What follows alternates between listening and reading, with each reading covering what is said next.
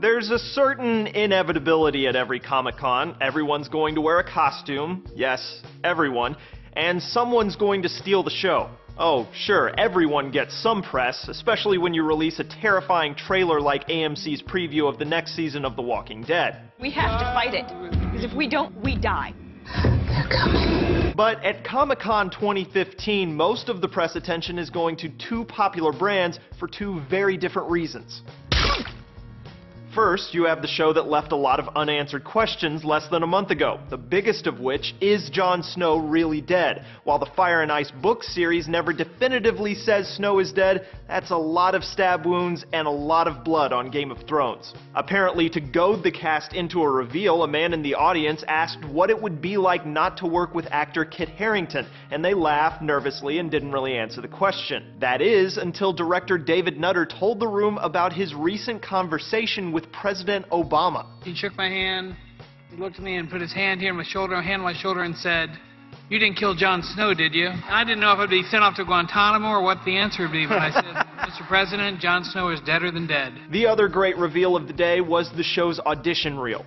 All my life, men like you've sneered at me.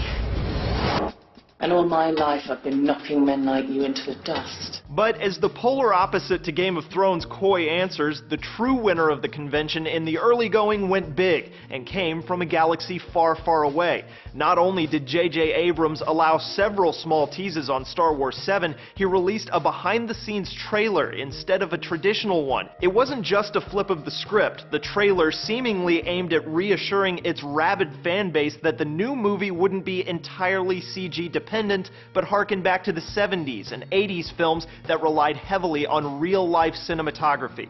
To see the way the technology has evolved, and yet keeping one foot in the pre-digital world.